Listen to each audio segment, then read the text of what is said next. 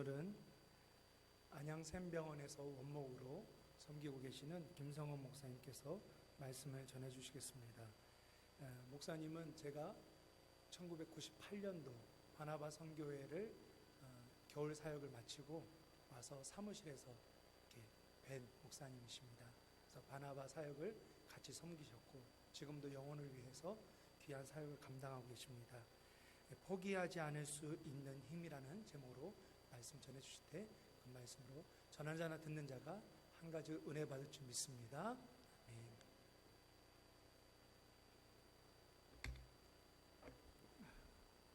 우리 병원 인사할게요. 사랑합니다. 옆에 분들하고 하셔요. 옆에 분들하고 사랑합니다. 그런데 사랑하는데 눈도 안 보고 하네요. 체조가 좋으셔요. 자, 사랑할 때는 얼굴 보고 하는 겁니다. 보고서 사랑합니다. 끝까지 안 보시는 분들이 있어요. 예배 끝날 때쯤에는 마음이 풀리기를 소망합니다. 병원에서 저도 호스피스에서 한 200명 임종을 지켜드렸는데 원래는 바나바 사역하다가 몸이 아파서 병원 사역 한 10년째 넘었어요. 호스피스 병동에서 말기암으로 있으면 사랑합니다 그러면 두 가지 중에 하나예요. 눈에서 눈물이 펑 터지든지 진짜 펑 터질 뻔했는데 아니면 사랑하는 연인들끼리는 얼굴이 활짝 피든지. 다시요. 자, 사랑합니다. 되게 바쁘신 분들이 계시네요. 제가 김기용 목사님, 여러분들 교회 이 교회에 담임하시는 김기용 목사님을 만난 건 1986년이에요. 물론 그 이전에 만났어요. 대학교 때 만났는데 제가 대학교 1학년 때 군대 갔다 오셔서 4학년이었고 합신을 가셨고 저는 이제 대학을 다니는 중에 낙도오지 사역, 바나바 선교회 사역이 지금 단기 사역 몇 차예요, 목사님? 예? 66차? 제가 2차부터 시작을 해서 한 30번 하다가 미국 가 있다가 또 중국에서 사역하다가 병원에 와 있습니다. 그러니까 2차 86년 사역부터 만나게 됐고요. 지금까지 자주는 지금은 못 만나지만 그래도 통화하면서 그렇게 교제를 나누고 있죠. 그러면서 이렇게 돌아보면서 생각하는 것은 우리 목사님 기다리시는 분이시다. 그리고 베푸는 분이시고 끝까지 참아주시는 분이시고 또 주님의 마음을 닮아가기 위하여 애쓰시는 분이시다 하는 마음을 갖습니다. 귀한 목사님과 함께 신앙생활하는 여러분들 복받은 줄로 믿습니다. 그래서 교회가 더욱 부흥하고 또 주에 맡기신 사역들을 땅끝까지 잘 전하는 복된 교회 될 수 있기를 소망합니다. 기도드리십시다. 좋으신 하나님 감사합니다. 오늘 이렇게 귀한 날 예배의 시간에 특별하게 만날 수 있도록 은혜 입히셨으니 감사합니다.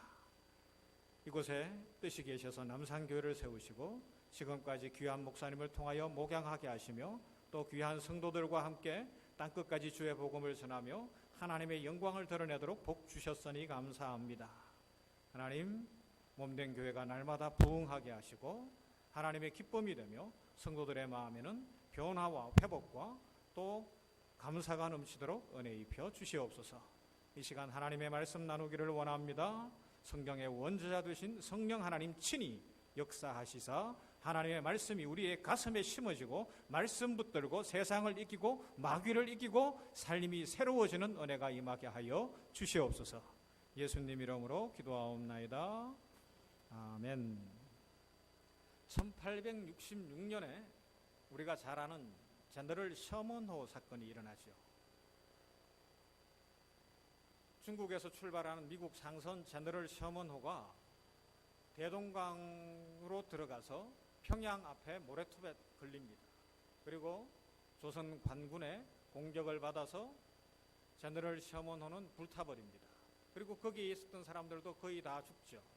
그때 우리가 잘 아는 대로 젊은 선교사 토마스, 이 도마가 주의 복음을 전하기 위해서 준비해서 드디어 조선 땅까지 왔는데 조선 땅에는 발 한번 내려보지도 못하고 이 토마스는 순교합니다. 전해지는 대로 그가 전한 성경책만 몇 권 남았죠. 그때 그렇게 전해졌던 성경 중에 한 권이 교회사를 연구하다 보면, 우리 한국 교회사를 연구하다 보면 박영식 씨라는 평양에 살던 분 손에 들어가요. 그 당시 1866년 이후에는 뭐 특별히 우리 한국에 가톨릭은 있었지만 개신교 복음이 전해지지 않은 따라 이 박영식 씨는 크리스찬이 아니었습니다.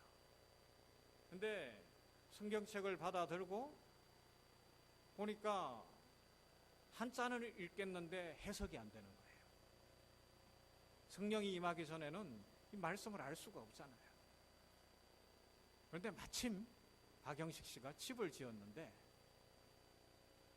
도배를 못했어요. 그래서 기름 먹인 한지로 된 성경책, 지금 같은 이런 성경책 아니잖아요. 너무 좋은 거예요. 그래서 다 뜯어서 그것으로 새로 지은 집 도배를 싹 다 했어요. 그리고 누워서도 뭐 앉아서도 성경은 읽혀지다가 우리 한국 조선 땅에 복음이 전해지면서 이 박영식 씨가 예수님을 영접합니다. 크리스찬이 되는 거예요. 그리고 은혜를 받으면서 감동이 있어 그 성경으로 도배했던 집을 하나님 앞에 헌물로 드립니다. 도배 잘해야 돼요. 네. 그리고 난 이후에 벌써 주무시는 분들 계시네요. 자,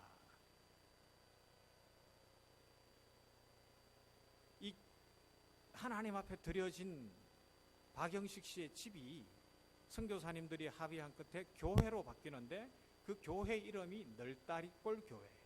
평양 널다리골 교회. 그리고 1903년도에 원산에서부터 선교사님들에 의해서 회개운동이 일어나다가 그 불길이 계속 타올라서 1907년에 우리가 잘 아는 평양 대부흥운동이 일어나죠. 그 교회가 장대현 교회입니다.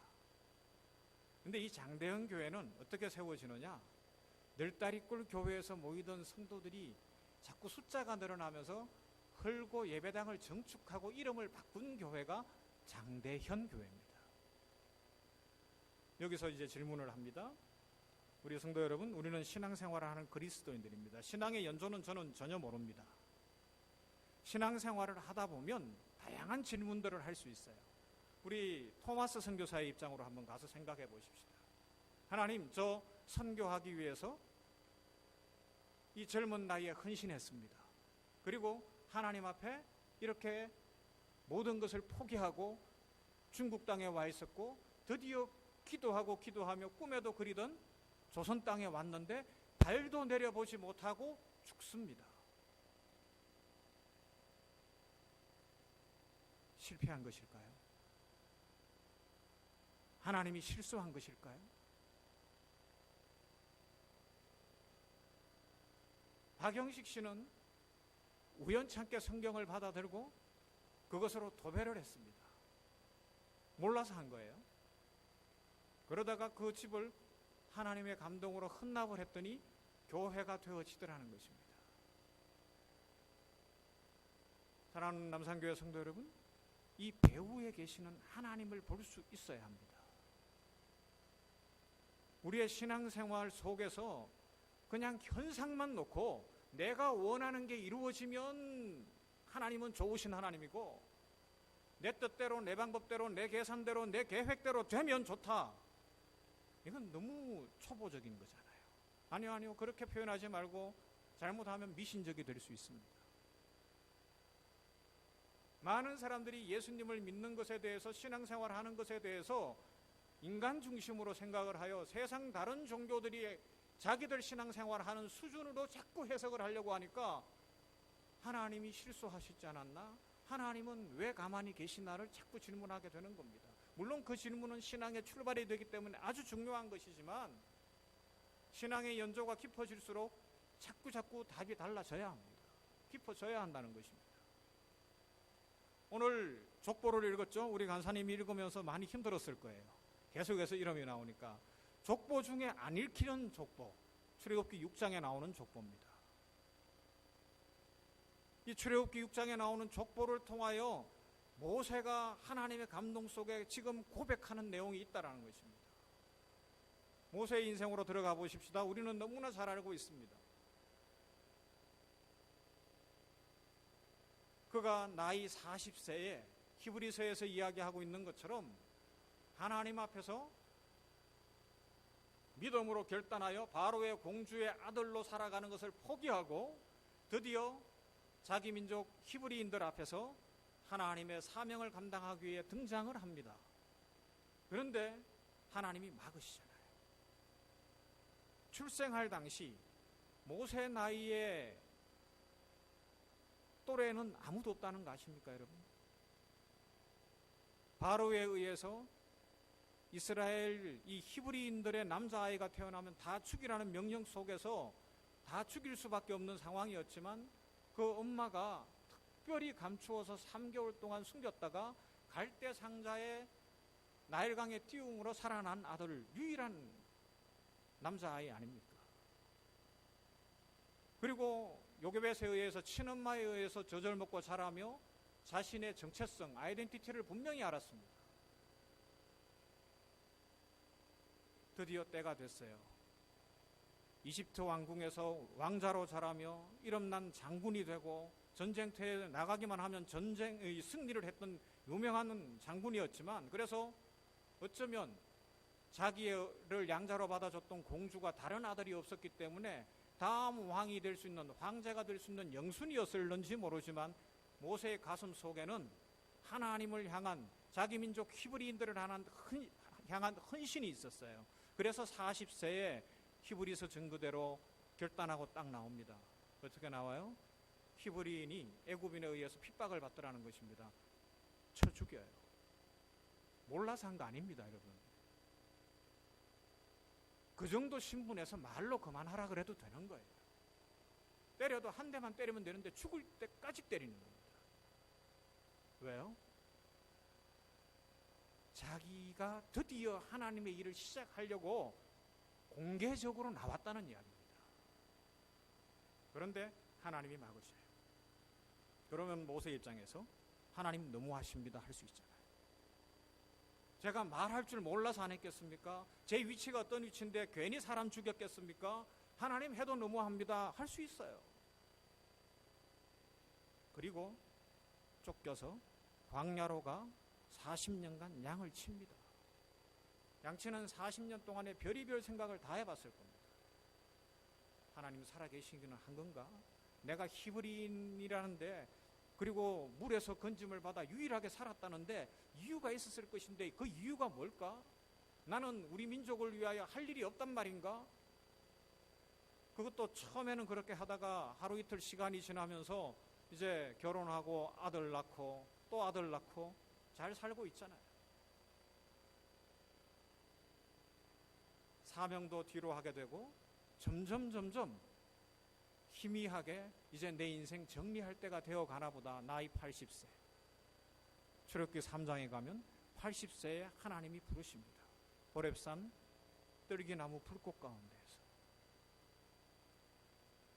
그때 모세가 기다리던 때 아니에요. 하나님 앞에서 그렇게 하고 싶었던 때, 하나님이 나를 불러주시게만 하면 내 생명 바치겠습니다 라고 고백했던 그때가 왔는데 모세가 어떻게 하는가 하면 하나님 저 못합니다. 하나님이 그래도 해야 한다 말씀하시니까 하나님 저는 말을 못하거든요. 그러니까 못합니다. 두 번째로 거절합니다. 그때 하나님이 뭐라 그러는가 하면 야, 사람 입을 누가 지었냐? 그리고 하나님의 일, 내 일이 사람의 말로 되는 일이냐? 그러니까 가라는 겁니다. 그러니까 모세가 세 번째 그럽니다. 하나님 뭔가 착각하신 것 같은데 저는 아닙니다. 하나님이 참으셔요. 네 번째, 하나님 진짜 못 간다니까요. 거절하는 거예요. 그랬더니 네 손에 잡은 게 뭐냐라고. 손에 잡은 게 뭐였어요? 안 알려주실 거예요? 손에 잡은 게 지팡이였잖아요. 던졌어요. 던졌더니 뭐가 돼요? 뱀이 돼요. 그죠? 그리고 그 다음에 하나님이 말씀하시잖아요. 어디를 잡으라? 크게 하셔도 돼요. 어디 잡으라?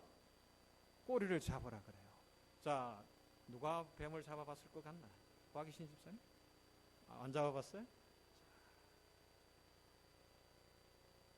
뱀은 꼬리 잡는 게 맞나요? 아니죠. 머리 뒷부분 눌러 잡아야죠. 저는 출신이 시골입니다. 우리 부모님 지금도 농사 짓고 계셔요. 80이 넘으셨지만. 근데 하나님이 모세한테 꼬리 잡으라 그래요. 여기서 모세가 1차적으로 걸립니다. 제가 이 말씀 큐티하다가 미국에서 사실은 미국에 가서 살러 갔거든요. 그리고 영주권 받을 길도 생겼어요.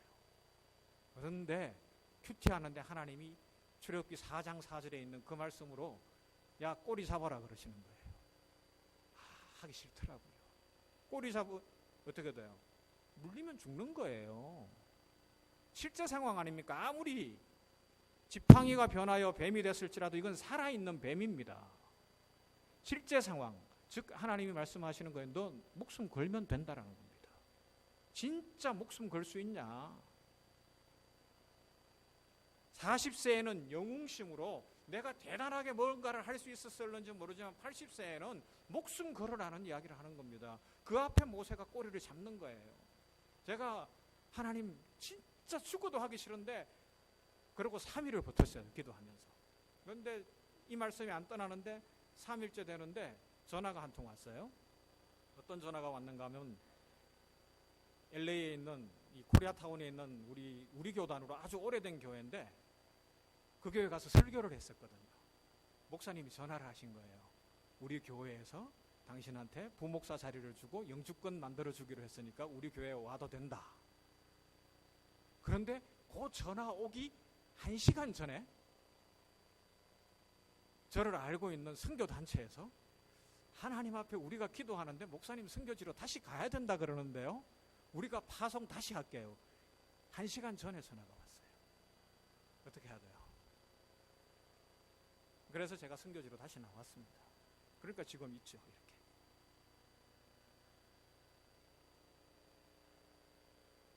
모세가 거기에서 걸리고 하나님 앞에서 죽기로 결심하고 돌아옵니다. 장인에게 이야기해요. 이만큼 저만큼 해서 제가 가야 되겠습니다. 장인이 허락합니다. 그리고 이집트로 돌아왔더니 형 아론이 마중을 나오며 형이 도와주겠다는 겁니다. 일이 풀리기 시작을 하는 거예요. 야, 드디어 되는구나. 이제 때가 됐나 보다. 그 다음에 백성의 장로들 앞에 가서 하나님이 나타나셨고 하나님이 허락하셨다고 이야기하니까 백성의 장로들이 막 박수치며 환영을 해주는 거예요. 드디어 됐어요. 그런데 바로 앞에 딱 섰어요. 그리고 이야기합니다. 여호와 하나님이 말씀하시는데 이제는 우리 백성들이 이 땅에서 나가라고 한다. 아브라함 조상 아브라함에게 약속하신 그 젖과 꿀이 흐르는 땅 가나안으로 가라고 하신다. 우리 백성 해방시켜 달라 그랬더니 바로가 그럽니다. 하나님이 누구냐? 못한다고 이야기하는 겁니다. 거기에서 끝났으면 되는데 야, 저 히브리인들이 편해서 저런다. 그러고는 집도 주지 않고 벽돌 만들던 건 이전과 똑같이 만들게 하면서 노동을 아주 고되게 하기 시작을 하는 겁니다. 처음에는 백성들도 좋아하고 이제 드디어 해방이 되는가 보다 기뻐 뛰었는데 하루 이틀 그 일은 일어나지 않고 어려운 일이 계속 오는 거예요. 백성들이 돌아서기 시작을 하는 겁니다. 모세에게 이야기합니다. 너 가짜라는 겁니다. 하나님이 진짜 너한테 나타났냐? 하나님이 계시다면 왜 우리를 이렇게 힘들게 하냐?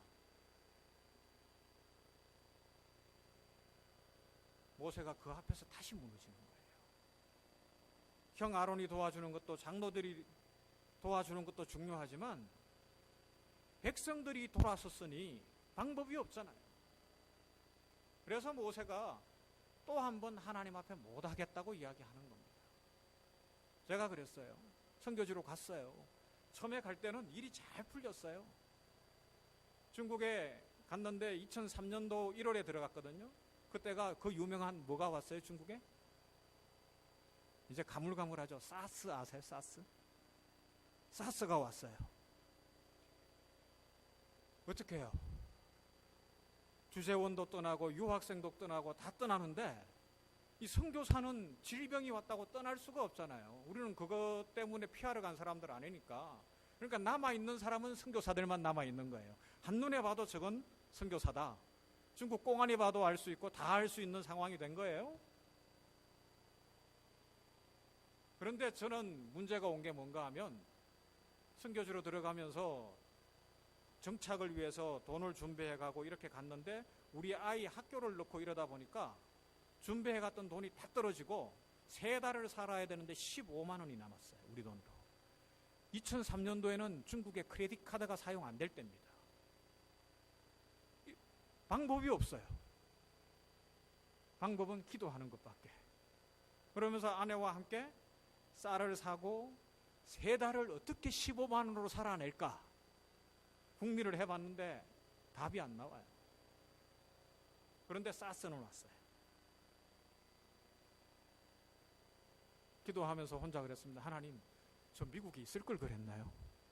제가 지금 기도 응답 잘못 받았나요? 하나님이 다시 가라 그러시지 않았냐고. 2주일이 지났는데 8만 원을 썼어요. 낭비해서 그런 거 아닙니다. 제가 다니던 중국어를 배우는 학교까지 4km, 왕복 8km인데 그 길을 제가 걸어서 다녔어요. 뛰어다니고. 그때 돈 1원이었는데 150원이면 버스를 탈 수 있는데 그 1원을 아껴야 됐기 때문에.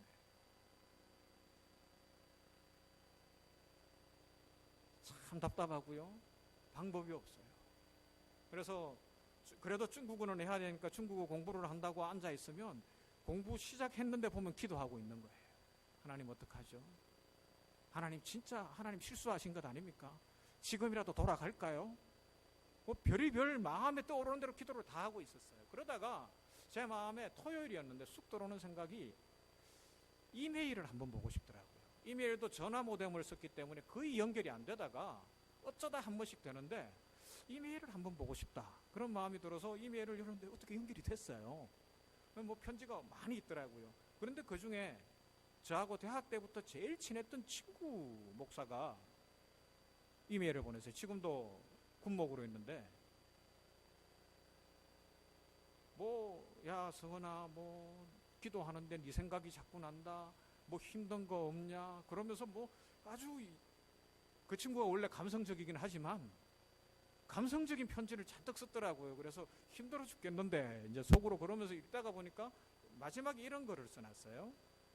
야, 힘들면 이야기해라. 그리고 맨 마지막 줄이 뭔가 하면 너하고 나하고는 친구잖아. 그 말이 딱 도전이 돼서 감동이 돼서 그래 친구니까 친구한테는 내 하소연 해도 되겠구나. 그 이전까지는 아무한테도 이야기 안 했습니다. 우리가 어떤 어려움이 있는지. 그래서 이메일하다 대고 이제 상황을 다 이야기를 했어요. 이야기를 했으니까 사람이니까 어때요? 기대감이 있잖아요. 그리고 그 다음 한 주를 지냈어요. 그러면서 또 한 3만 원 썼어요. 돈은 이제 한 5만 원밖에 안 남았어요. 한 달도 못 돼. 이제 거의 한 달 다 돼가지만 그러고 있다가 토요일이 돼서 또 인터넷을 연결해 보려고 그러는데 인터넷이 연결이 안 돼. 주일날 또 연결을 했는데 편지가 안 와 있어. 그리고 또 일주일이 지났어요. 2주일 만에 같은 토요일인데 연결을 했더니 편지가 와 있더라고요. 그러면서 쭉 했는데 앞에 내용은 보고 싶지 않고 결론이 뭔지를 보고 싶은 거예요. 제 마음이. 우리 솔직하게 이야기해야죠. 그죠? 보니까 이렇게 났어요. 네 편지 받고 울었다. 그리고 내 힘으로 너를 어떻게 도울까 생각하다가 제가 사등동에 있는 우리 목사님하고 같은 총신대학 신학과를 나왔으니까 우리 동기들한테 다 알렸다는 거예요. 선배 후배들 저를 아는 사람들한테 다 알렸다는 겁니다. 그리고 결론적으로 제가 갖고 들어갈 때보다 돈이 더 많이 들어가 있었어요.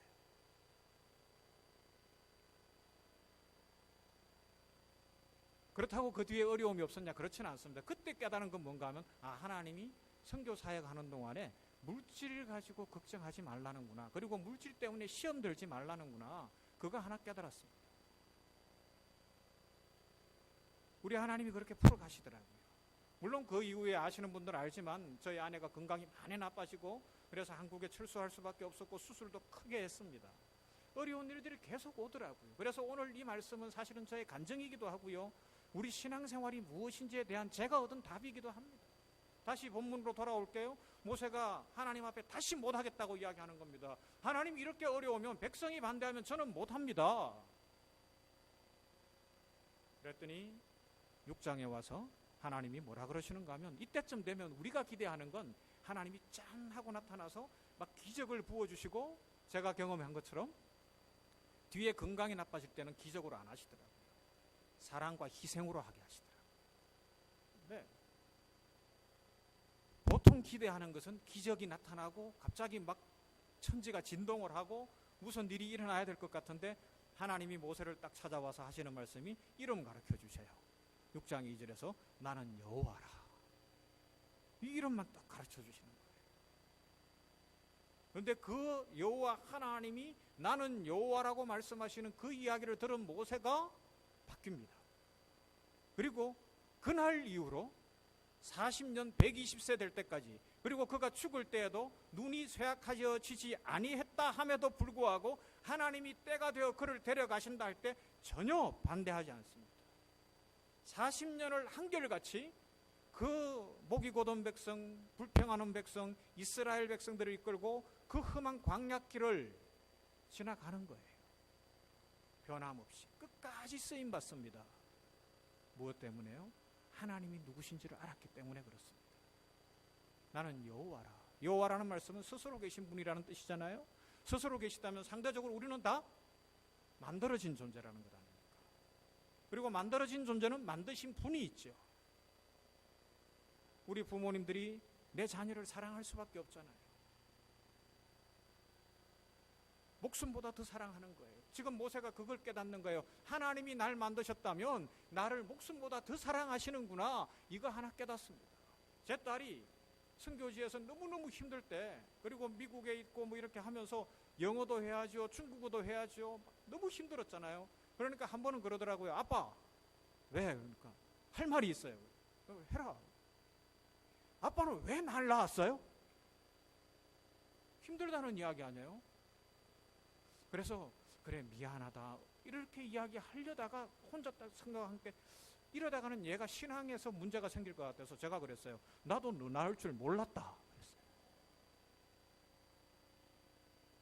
우리 자녀들이 사춘기를 지날 때 부모들에게 자기 마음대로 안 되고 자기 고집대로 안 되면 제일 못되게 구는 게 뭔가 하면 엄마 아빠 왜 날 낳았어요? 라고 물어요. 그때는 대답할 거 없어요. 나도 너 낳을 줄 몰랐다는 겁니다. 낳고 보니까 너라는 거예요. 여러분, 순종이 뭔지 아십니까? 내 부모에게 순종하라 그랬는데 엄마가 말씀합니다. 아들아 가자. 그러면 예, 그러면 순종이에요. 그런데 엄마 왜요? 그러면 불순종이에요. 따라 나서더라도 불순종이에요. 아들아 나 좀 도와줘. 그러는데 예, 그러면 순종이에요. 그런데 엄마 지금 나 공부하거든요. 이건 불순종이에요. 하나님이 우리에게 그 순종을 원하신다고요. 아브라함 보세요. 떠나라 그러니까 떠나잖아요. 왜요가 없어요. 우리는 기독교 안에 순종과 믿음이 무엇인지를 자꾸 착각하고 살아갑니다. 내 생각으로, 내 판단으로. 그러니까 기도 응답이 안 됐대. 내 방법으로 안 됐다는 것이지 하나님이 안 주신 건 아니잖아요. 내가 원하는 타이밍이 안 됐던 것이지 하나님의 시간에는 됐잖아요. 오늘날 왜 기적이 안 일어납니까? 예, 하나님이 없어요. 그럼요. 왜요, 하나님? 뭐 하시려고요? 저 지금 바쁘거든요. 기적이 임할 수가 없죠. 순종을 해야지. 맡기죠. 보여주시죠. 그리고 모세가 그렇게 하나님 앞에 하나님이 나를 만드신 분이시구나, 예 하나님 하면서 쓴 내용이 뭐냐? 족보를 하나 떡 쓰는데 20절 좀 띄워주실래요? 띄울 수 있나요? 네. 같이 읽으십시다. 같이요. 시작. 크게 읽으셔요.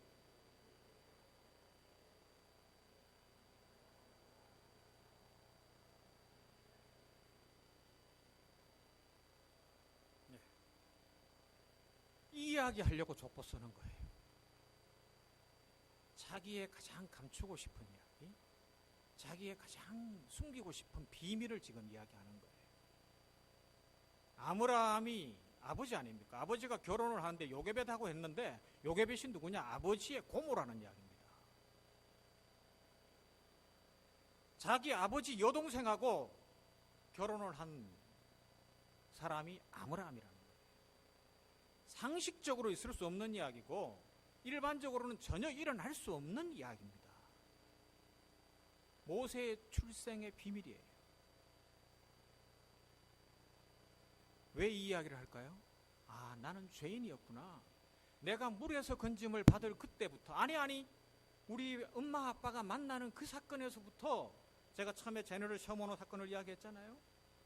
사람은 알지 못하지만 때로는 하나님이 허용하시기도 하시고 때로는 주장하시기도 하시며 사람들의 실수와 사람들의 계획까지도 하나님이 사용하시는구나. 하나님의 손에 우주의 역사가 있고 사람의 생명이 달려있구나. 모세가 여기서 깨닫는 겁니다. 어떤 하나님이시기에?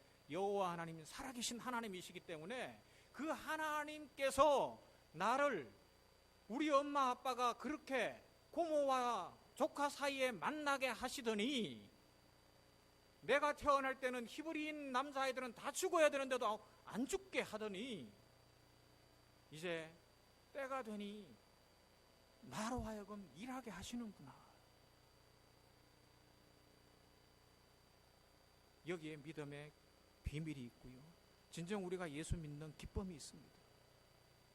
욥이 이거 깨닫잖아요. 욥기서를 보세요.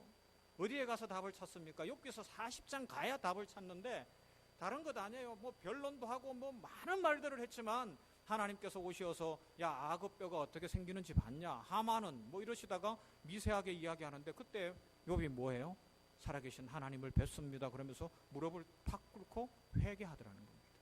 아, 내 자녀를 잃었다고, 내 재산을 잃었다고, 내 몸에 악한 종기가 일어났다고 하나님이 살아계시지 않은 것도 아니고 하나님 앞에 내가 원망할 자격도 없구나. 나는 죄인이었구나. 하나님은 어제나 오늘이나 내일 영원토록 하나님이시구나. 이거 깨달으면서 욥이 하나님 앞에 항복하는 겁니다. 그리고 욥기서가 마무리되는 거예요. 여기에 믿음의 비밀이 있습니다.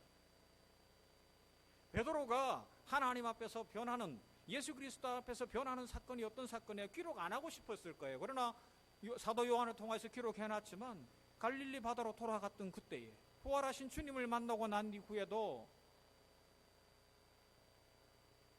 양심상 돌아가잖아요. 나 돌아가리라 갈릴리 바다로. 그랬더니 나도 갈래. 그러고 6명 더부터 7명이 다 돌아갑니다. 밤새도록 고기를 잡는데 한 마리도 못 잡아요. 그런데 주님이 찾아오셔서 고기 잔뜩 잡게 하시더니 그 갈릴리 바닷가에 불을 피워놓고 떡을 구워놓고 생선도 갖고 오라 그러고 구워주십니다. 그리고 뭐라 그러셔요? 성경에는 안 나와 있지만 너 배고프지? 밥 먹자. 그러시는 거예요. 너 나 사랑하냐? 이거 묻기 전에 너 배고팠지? 밥 먹자. 여기서 베드로가 아, 주님은 변함없이 날 사랑하시는구나. 주님의 사랑은 변함이 없는 사랑이구나. 그래서 나를 사랑하시는 것을 고백하게 되는 겁니다. 그리고 주님을 사랑하는 것을 또한 고백하게 되는 것입니다. 마무리하겠습니다. 사랑하는 남산교회 성도 여러분, 우리가 신앙생활을 하다 보면 많은 의심이 일어날 수도 있고요. 내 뜻대로 안 되는 것 때문에 좌절하고 싶을 때도 있을 것이고요. 아니면 하나님이 왜 이러시나 싶을 때도 있을 겁니다. 제가 병원에서 지금 사역을 하는데 지금도 우리 호스피스 병동에 제 딸하고 나이가 같은 만 23살짜리도 있어요.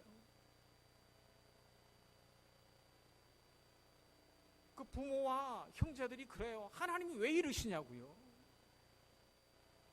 사실 할 말이 없죠. 그러나 분명한 것 한 가지, 하나님은 살아계시고요. 우리 입장에서 보면 답이 없는 것 같으나 하나님은 답을 갖고 계십니다. 여러분, 진정 하나님을 만나셔서 모세처럼 감추고 싶은 비밀이라도 하나님 앞에 온전히 드러내고 이 죄인을 사랑하신 그 하나님, 나 같은 죄인 살리신 그 하나님 진정으로 감사하시고 기뻐하십니까? 이 은혜를 누릴 때에 우리의 삶은 진정으로 새로워질 것이고 우리의 믿음은 날로 성장할 줄로 믿습니다. 그리고 우리는 아무리 인생이 힘들어도 오늘 제목처럼 결코 포기할 수 없어요. 왜요? 하나님이 이루실 것이기 때문에. 하나님께서 승리하게 하실 것이기 때문에, 하나님께서 복 주실 것이기 때문에 그렇습니다. 이 하나님을 깊이 믿어지며 날마다 승리하시는 복된 성도들 되시기를 주님의 이름으로 축원합니다. 좋으신 아버지 감사합니다.